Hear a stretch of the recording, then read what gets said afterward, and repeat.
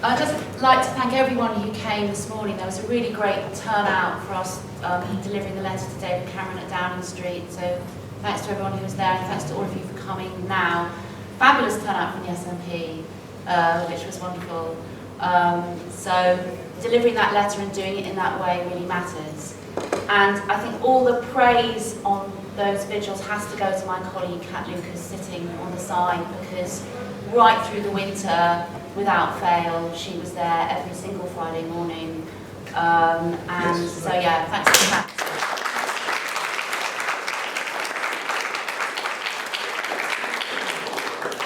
We do need you there. I mean, it really does make a difference, as it did at lunchtime today when we were standing on the street and chanting as well opposite Downing Street, and people stop and they notice, and the numbers matter. So we need more of you to come on those vigils and to support us. We campaign. English Pen is an NGO that's been around for nearly a century, and essentially we support writers and journalists at risk.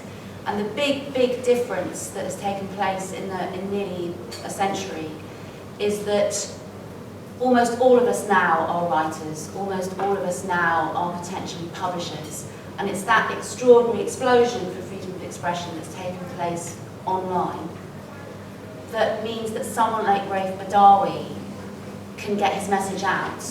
The internet is important for all sorts of things, but it is fabulously important for dissidents.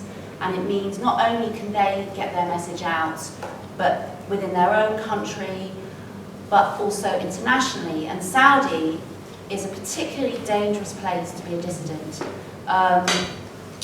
They're well known, the Saudis, for example, for actually getting inside the laptops of anyone they want to watch, so that Saudi dissidents even have problems protecting themselves in the way that we might if we wanted to encrypt what we were communicating.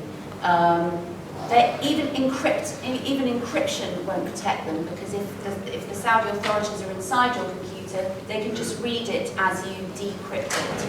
So it's a particularly dangerous place to be a dissident and to speak out. And so Raif, alongside all the other dissidents who are speaking out, is a very, very courageous man.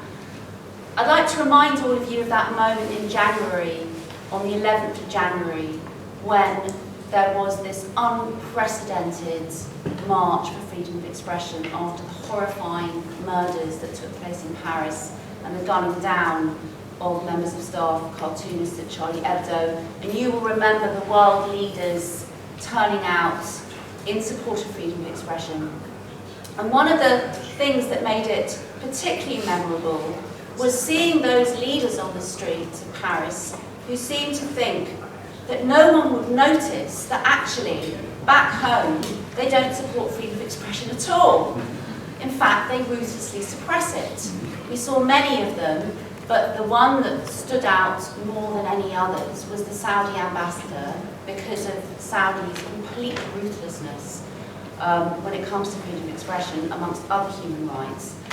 And 2 days before the Saudi ambassador stood up and said, "Je suis Charlie," they had flogged Raif Badawi.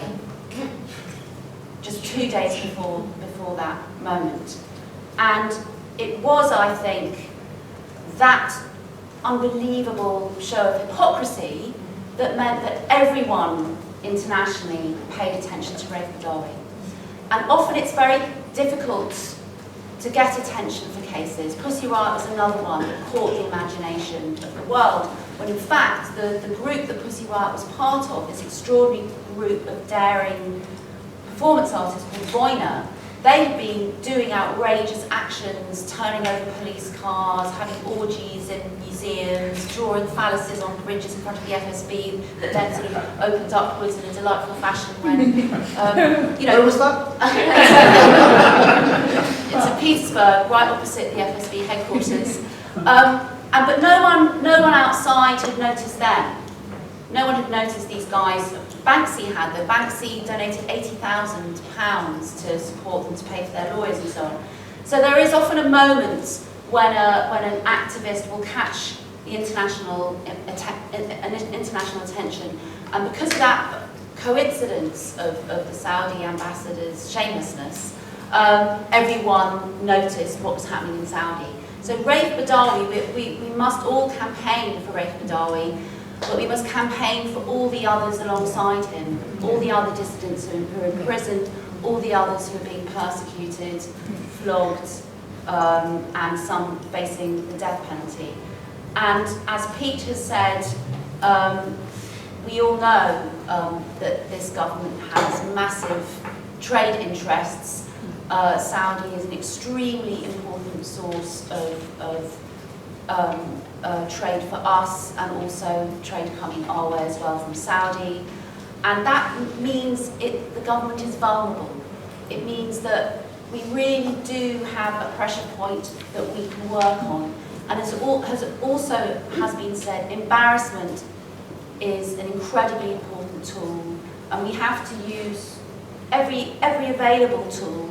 The vigils, yes, but all the other tactics and advocacy possibilities that there are in order to keep this on the agenda. I think your suggestion of trying to get a statement out of a member of the government that actually unequivocally condemns what's happening is a fantastic commitment to make. And above all, we have to not give up.